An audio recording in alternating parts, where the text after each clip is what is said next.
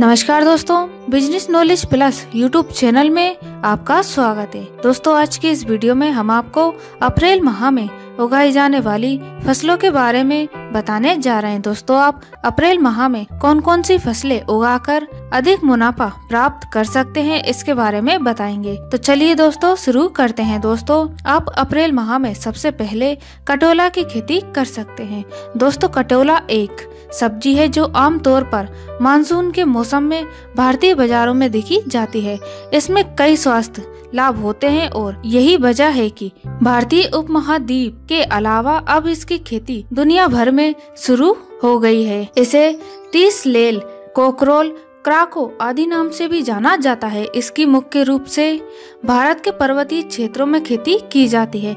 इसकी बेल का जीवन काल 3 से 4 महीने तक का होता है। कटोला देखने में करेले के समान होता है और यह साइज में करेले से छोटा होता है। इसकी बेल धीरे धीरे बढ़ती है।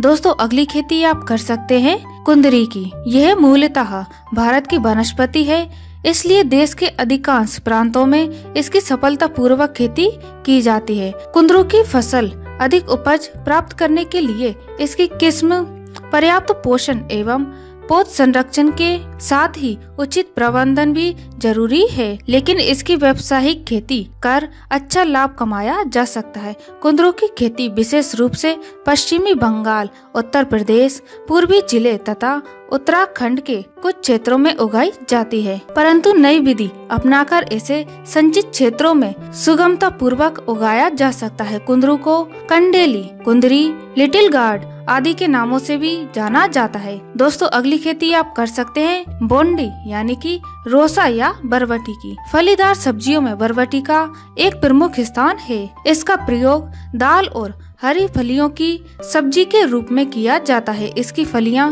पत्तेदार सब्जी और चारे के रूप में उपयोग की जाती है। यह प्रोटीन, मुख्यतः एमिनो एसिड का अच्छा स्रोत है। इसकी खेती से भूमि की उर्वरा शक्ति भी बढ़ती है। दोस्तों, अगली खेती आप कर सकते हैं करेला की। किसान भाइयों, करेला देश में बहुत ज्यादा उपयोग होने वाली फसलों में से एक है। भारत में करेले की खेती सदियों से होती आ रही है। इसका ग्रीष्मकालीन सब्जियों में प्रमुख स्थान है। करेला अपने पौष्टिक तथा औषधीय गुणों के कारण काफी लोकप्रिय सब्जी है। मधुमेह के रोगियों के लिए करेला की सब्जी का सेवन बहुत लाभदायक होता है। इसके फलों से सब्जी बनाई जाती है। इसके छोटे छोटे टुकड़े करके धूप में सुखाकर रख लिए जाते हैं, जिनका बाद में बेमौसम की सब्जी के रूप में भी उपयोग किया जाता है। दोस्तों, अगली खेती आप कर सकते हैं चचिंडा की। चचिंडा की खेती हमारे देश में काफी दिनों से होती आ रही है। इस फसल को अधिकतर उत्तरी व दक्षिणी भारत में उगाया जाता है। वर्षा ऋतु में यह छोटे छोटे बागीचों में तथा गृह वाटिकाओं में पैदा किया जाता है। भारत के उत्तरी राज्यों में व्यावसायिक खेती वर्षा के मौसम में की जाती है। फसल के स्वरूप अधिकतर हरा रंग लिए हुए होते हैं। इस फसल के फलों के प्रयोग से शरीर को पोषक तत्वों की प्राप्ति होती है। फलों को हरे रंग के भोजन के रूप में प्रयोग किया जाता है। छोटे छोटे फल अधिक स्वादिष्ट होते हैं। फलों के सेवन से अनेक प्रकार के पोषक तत्व मिलते हैं, जैसे कि कैल्शियम, मैग्नीशियम, सोडियम, खनिज, कार्बोहाइड्रेट तथा विटामिन ए प्राप्त होते हैं। दोस्तों, अगली खेती आप कर सकते हैं जीविकन की। याम या जीविकन को पश्चिमी अफ्रीका में सबसे महत्वपूर्ण खाद्य प्रदान माना जाता है, जहां दुनिया भर में उत्पादित कुल यम का 70% हिस्सा आता है। कृषि वैज्ञानिकों ने लगातार खोज के बाद इसकी कई उन्नतशील प्रजातियों का भी विकसित किया है।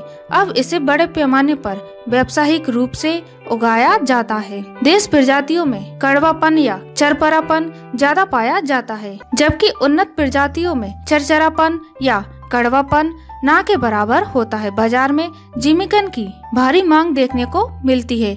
इसकी व्यावसायिक खेती बेहद लाभदायक साबित होती है। दोस्तों, अगली खेती आप कर सकते हैं कद्दू की। आज बढ़ती हुई आबादी को देखकर हर चीजों की कमी बढ़ती जा रही है, तो लोग सब्जी की खेती करने लगे हैं, जिससे हर समय खेती करके आय अर्जित की जा सकती है। ऐसे में ध्यान रखते हुए हम आपको कद्दू की खेती के बारे में भी बताने जा रहे हैं। दोस्तों, कद्दू की खेती करके आप अधिक मुनाफा कमा सकते हैं। सब्जी की खेती में कद्दू का प्रमुख स्थान होता है। इसकी उत्पादनता एवं पोषक तत्वों का महत्व अधिक है। इसके हरे फलों से सब्जी तथा पके हुए फलों से सब्जी एवं कुछ मिठाइयाँ बनाई जाती हैं। पके कद्दू पीले रंग के होते हैं तथा इसमें केराटिन की मात्रा भी अधिक पाई जाती है। इसके फलों को भी लोग पकाकर सब्जी बनाकर खाते हैं। इसका अधिक उत्पादन असम, पश्चिम बंगाल, तमिलनाडु, कर्नाटक, मध्य प्रदेश, बिहार, उड़ीसा तथा उत्तर प्रदेश आदि राज्यों में मुख्य रूप से किया जाता है। दोस्तों, अगली खेती आप कर सकते हैं लौकी की। आज हर किसान चाहता है कि कम खर्च में अधिक खेती की जाए, जिससे किसान को अधिक मुनाफा मिल सके। इसके लिए बीज उपचार की आवश्यकता होती है तथा लौकी की अच्छी फसल के लिए तथा उसकी वृद्धि के लिए 25 से 30 डिग्री तापमान पर रखा जाए। इसकी खेती के लिए उपजाऊ दोमट भूमि या पानी का निकास अच्छा होता है। लौकी की खेती गर्मी एवं वर्षा ऋतु में होने वाली फसल है। दोस्तों, आप भी लौकी की खेती करके अधिक मुनाफा प्राप्त कर सकते हैं। दोस्तों, अगली खेती आप कर सकते हैं भिंडी की। दोस्तों, रोजाना के खाने में भिंडी की सब्जी सबसे ज्यादा पसंद की जाती है। इसकी तरी वाली तरकारी के साथ साथ शुष्क सब्जी भी ज्यादातर लोगों की पसंद होती है। दोस्तों, अगली खेती आप कर सकते हैं धनिया की।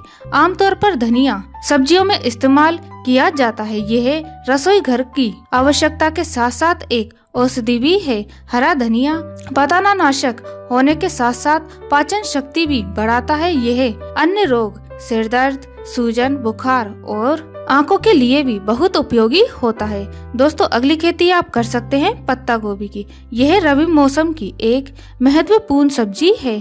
पत्ता गोभी उपयोगी पत्तेदार सब्जी है। उत्पत्ति स्थल भूमध्य सागरीय क्षेत्र और साइप्रस में माना जाता है। पुर्तगालियों द्वारा भारत में लाया गया। इसका उत्पादन देश के प्रत्येक प्रदेश में किया जाता है। इसे बांदा तथा बंद गोभी के नाम से भी जाना जाता है। पत्ता गोभी में विशेष मनमोहक सुगंध सिनिग्रेन ग्लूकोसाइड के कारण होती है। पौष्टिक तत्वों में भरपूर होती है। दोस्तों, अगली खेती आप कर सकते हैं फूल गोभी की। संपूर्ण वर्ष भर में की जाने वाली फूल गोभी की खेती किसानों के लिए अच्छा संकेत दे रही है। फूल गोभी, जो कि भारतीय भोजन की एक बहुत लोकप्रिय सब्जी है, जिसकी उत्पत्ति का इतिहास खंगाला जाए तो ये हमें इटली के भूमध्य सागरीय क्षेत्र में मिलता है एवं भारत में आगमन मुगलों के काल से माना जाता है। तो दोस्तों, ये थी हमारी आज की वीडियो, जिसमें हमने जाना अप्रैल माह में उगाई जाने वाली फसलों के बारे में। दोस्तों, यदि वीडियो में बताई गई जानकारी अच्छी लगे तो कृपया हमारी इस वीडियो को लाइक और शेयर जरूर करें और हमारे इस business knowledge plus YouTube channel को सब्सक्राइब भी करें और साथ में इस बेल आइकन को भी दबाएं, ताकि हमारी आगे आने वाली वीडियो की जानकारी आप तक पहुंच सके। तो दोस्तों, मिलते हैं अगली वीडियो में। तब तक के लिए धन्यवाद दोस्तों।